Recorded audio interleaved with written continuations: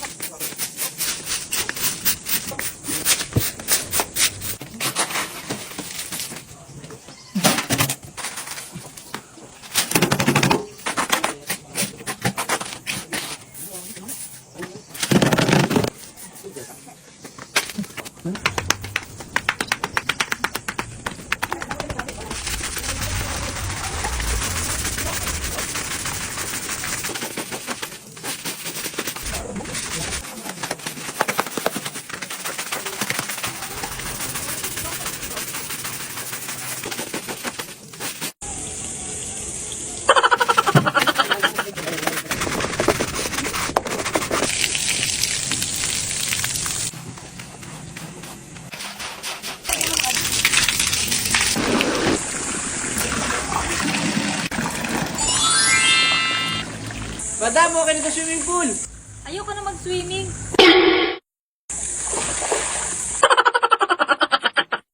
Grabe, ang dami nang naipon ko sa alkansya. Ay, nakupit ko pala sa tindahan. Chawot! Ngayong araw nga pala, samahan niyo ako magbukas ng alkansya. Ilang buwan ko pala itong pinag-ipunan. At ilang araw na din tuyo yung ulam ko. Chawot! Binuksan ko na din pala itong alkansya ko ngayon. Kasi napapansin ko habang tumatagal na babawas yung pera sa loob.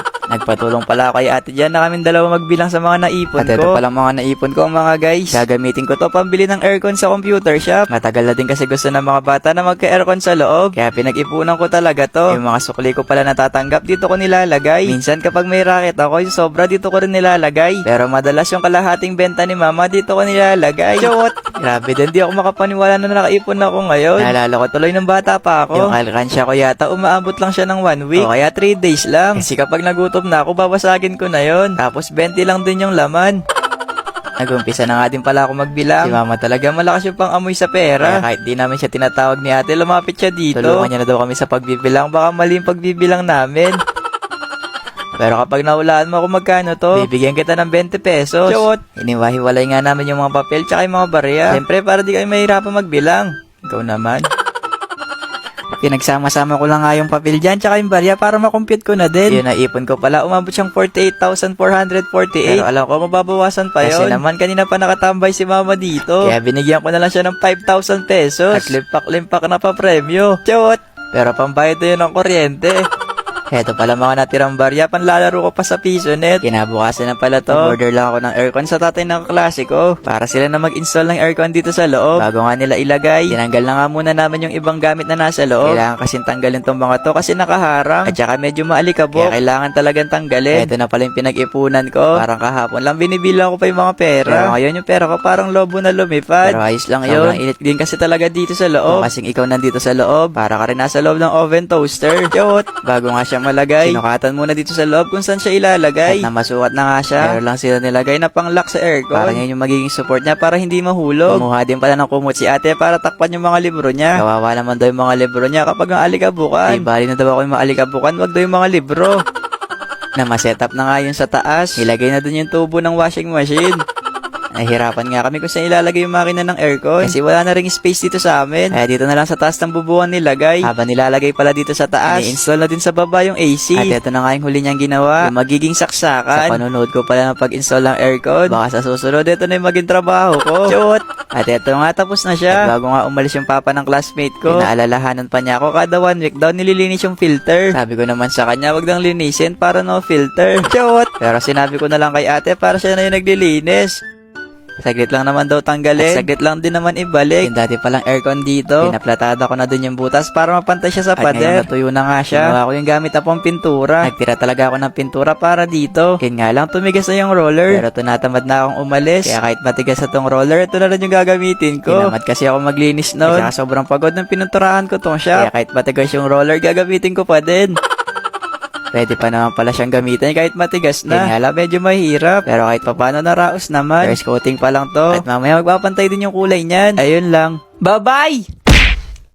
Ako na nga muna yung bantay ngayon sa tindahan. Kasi namalengke si mama. Gusto ko nga isara ngayon yung tindahan, mga guys. Kapag malapit na lang umuwi si mama, doon ko na lang siya bubuksan ulit. Kaso nga lang baka malaman niya na nagsara ako.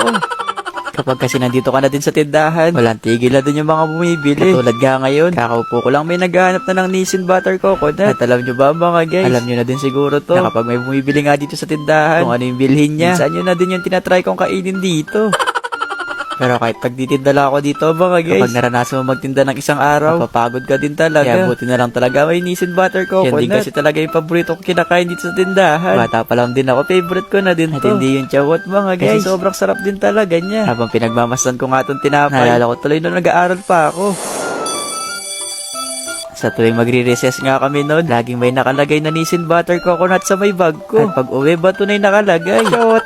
Gustong gusto ko kasi talaga yung coconut taste niya. Samahan mo pa yung sweet glaze. Kakaibang coconut sarap. At tamis kaya favorite ko talaga. At di lang pala ako may favorite noon. Pati yung mga kaklase ko. Kasi halos maubos na nila yung dala kong baon. Palagi nga akong pinagkakaguluhan kapag recess. Tapos palagi rin silang humingi ng baon ko. Akala ko nga fans ko sila. Tinatanong nga ako dati ng teacher ko, magkakaroon ako ng wish anong pipiliin ko. World peace o ba? Magkaroon ng superpowers. Sabi ko naman sa teacher, gusto ko lang din talaga ng Nissin Butter Coconut. Chot! Ay hindi pala chot. Sarap din kasi ng coconut taste with the sweet glaze. At syempre, hindi lang din ako yung madalas kumain dito sa tindahan. Pati din yung mga kuya ko. Sila yung mga kasama kong kumakain dito. At hindi yung chot mga guys. Minsan, ay madalas pa nga, kapag may mga dumarating din ako mga bisita, itong Nissin Butter Coconut na rin yung pinapamerienda ko sa kanila. Kaya ako sa inyo, subod na din kayo sa mga sulking tindahan to buy Nissin Butter Coconut. Or pwede din ito sa tindahan ni mama. At ako na yung magtitinda din para sa inyo. Ayun lang. Bye-bye! Kakatapos ko nga lang magsarado ng computer shop ngayon, kaya wala na rin naglalaro. At ako na muna maglalaro dito mga guys. Madalang na lang din kasi ako makalaro, kaya di ako sigurado kung marunong pa ako.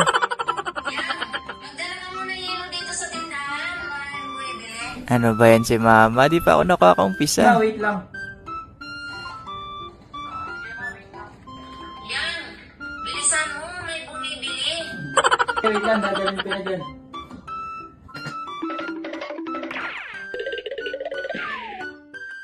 Nabibili talaga ako sa Buzz App. Sobrang simple lang. At sobrang dali lang niyang gamitin. Na kahit magkalapit lang din kami ni mama, ito na yung ginagamit namin. Para daw kaagad niya ako mautusan.